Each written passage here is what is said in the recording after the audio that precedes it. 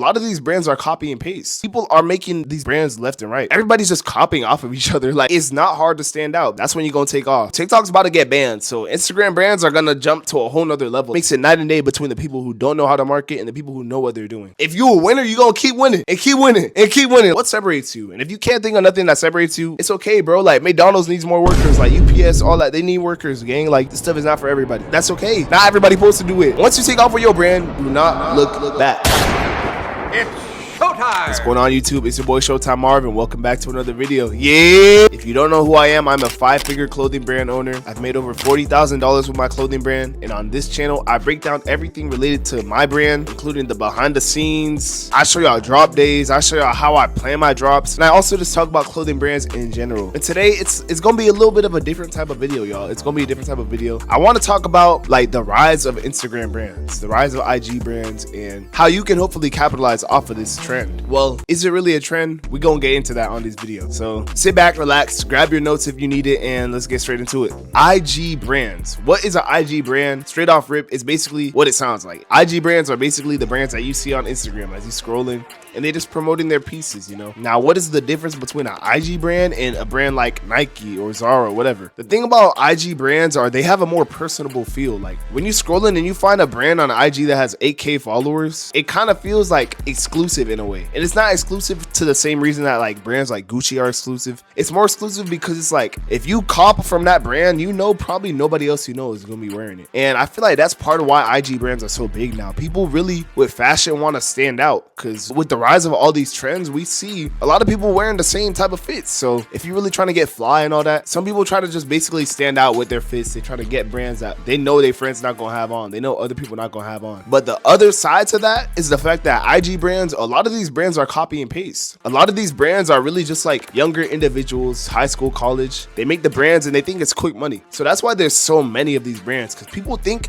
I'm gonna make a brand, I'm gonna just get rich quick. Like, people really think that's a thing. No shade, but because of creators like Caprice or all these other big clothing brand owners, they make it seem like it's a quick check. They make it seem like you just post your content and everybody gonna be flocking. And as a brand owner for over a year, I'm gonna be the first to let y'all know it's not that simple. It's really not that simple, but people don't know this. And obviously any market that works is gonna be saturated. So people are making these brands left and right, and everybody's just copying off of each other. Like, it's really getting to that point where a lot of these brands are copying off of each other, copy and paste. The originality in the market, like, I don't want to say it's not what it once was, because I don't know if it ever was really like that. If you think about it, any market like this, people are just gonna try to steal what works. And I guess my point in making this video is just to let y'all know, if you're thinking about starting a brand, start that brand. But this is my advice as a person who has seen good drops, bad drops, and everything in between. This is what's gonna help you stand out from all the other brands. If it's a million brands doing the same thing, everybody's just stealing from each other, if you can be that breath of fresh air, that's gonna open the market for you. Like, think about it. Like I said before, a lot of people are looking towards Instagram brands because they want more of an exclusive feel. They want clothing that is just different. Like, at the end of the day, anybody could just go to their local mall and just cop from there, right? But these IG brands or whatever, these brands are the ones that like you put on and you gatekeep type of brand. You feel me? Yo, those jeans tough. Where you get those?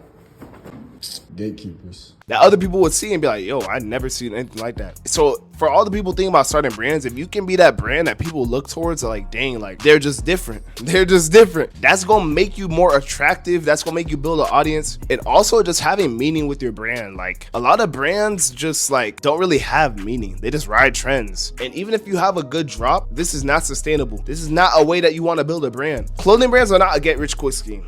If you watched enough YouTube content on clothing brands, then you would know this by now, but clothing brands are not get rich quick scheme. It's a brand. So if you don't have a message, if you don't have a direction with the brand, it's basically gonna go to nothing. I don't want to be the bearer of bad news, but it's facts. Like, you gotta know why you starting a brand to begin with.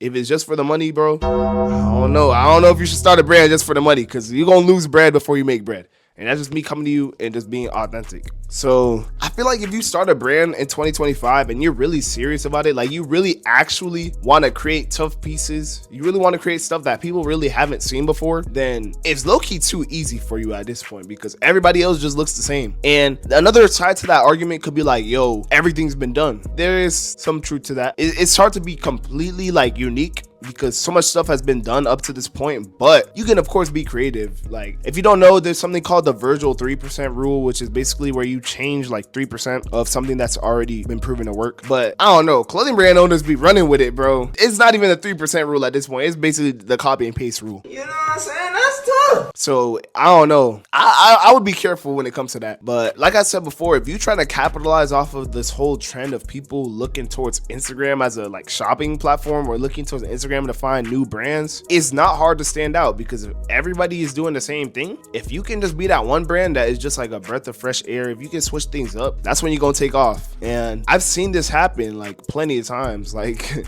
I feel like at this point, if you really study the game long enough, bro, like I said, clothing brands are not a get rich quick scheme, but it is a skill and it is an art to it. So if you study in the game long enough, success leaves clues, and like you can pretty much tell like which brands are gonna blow. Like even if it's a smaller brand, look at the content. Of course there is a level of luck to everything, but I'm just trying to let y'all know that like if you're willing to dedicate yourself to learning what works in terms of marketing, like what makes people stop scrolling, things of that nature, you feel me? This clothing brand stuff is not easy, but it's simple. That's the best way to put it. It's not easy, but it's simple. And I feel like in 2025, I'm calling it right now, like this isn't gonna be something that stops. Like people aren't gonna stop messing with IG brands. But another problem with IG brands is the whole like fulfillment process. So a lot of brands on IG, they take forever to ship. Like I've had this happen to me, bro. I've ordered from a brand that they said their products were ready to ship or whatever, and bro, that junk took like over a month to ship out, around a month to ship out. I was like, bro, how? You feel me? Why are you lying on your website? But this is another angle that you could look at it from if you're trying to blow up off of clothing brands and stuff. Like if you could be a brand that is not only a breath of fresh air in terms of the pieces you drop, but also the fulfillment, like if you actually ship stuff on time, bro, this will separate you from all the other brands, because a lot of these IG brands, bro, their shipping is horrible, dog. Like some of these brands be scamming. That's a whole nother video on its own. But yes,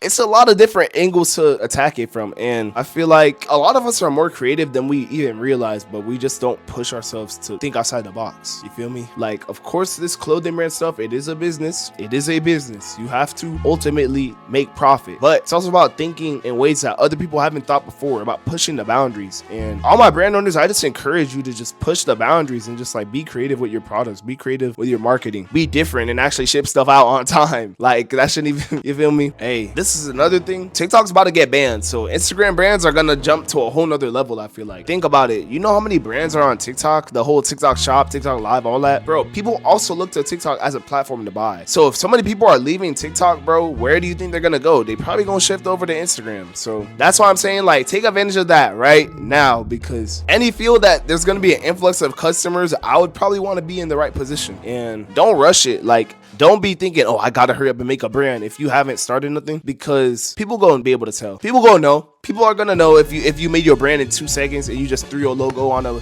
piece of clothing and say, yeah, that's hard. That's no. People gonna know, dog. Don't try to shortcut the process in that regards. But if you already somebody that got a brand up and running, if you already got things rolling, lock in even more, because like I said, it's gonna be even more customers transferring, I feel like, from that whole TikTok shop field, looking at Instagram like, all right, TikTok got packed up, I'm on Instagram now. It's gonna be more people scrolling, it's gonna be more eyes on your brand if you're doing it right. Because at the end of the day, if your product is whack, it don't matter how good your marketing is, it's still whack. So focus on the product first, focus on the message first, and then everything else is going to stem from that. This is kind of just like how the market works in general. Any lucrative industry, people are going to flood the markets, right? So as more customers are coming in, more people are going to start selling. So there's going to be a higher level of competition, but that goes back to what I said before. If your stuff is good, if everything you do is better than everybody else, then you're going to stick out like a sore thumb. The more comp makes it harder, but it also makes it easier. It makes it night and day between the whack brands and the tough brands. It makes it night and day between the people who don't know how to market and the people who know what they're doing. And if you're really willing to dedicate yourself to learn and stick to the same thing for months, eventually it's gonna be like, it's gonna, like, you feel me, you're gonna have that like eureka moment, I guess, like, but it's like probably more gradual. But you're gonna have that moment like, dang, like I really see it. I really see, like, I see what works. Like if you really study the game long enough, you will know what works, bro. I've seen this happen with my own eyes. I feel like people are so used to instant gratification at this point that most brand owners aren't even willing to like go through that whole process of being trash. Like, you're not gonna be the toughest brand right when you start off, and that's okay. The more action you take, the more you realize what works. And it's a lot of brand owners, like, it's kind of like, it's basically how it works. Let's say everybody will start their brand or whatever, right? First drop for pretty much everybody will flop. Unless you're an influencer already, unless you already got pulled or you go viral, your first drop is probably gonna flop. This happens for most of us, right? At this point, a lot of people will just drop off. They'll just give up their brand. After that first drop, they literally have one drop. They're like, whoa, this stuff is hard. They quit, right? And then the rest of us, we stick with it. Like me, my first drop flops. I stick with it. Might flop again, might not flop. My second drop did well, but you might flop again, right? Even more people gonna quit. More people gonna quit on that second drop where you flop again. Third drop, are you willing to keep going? You feel me? At this point, you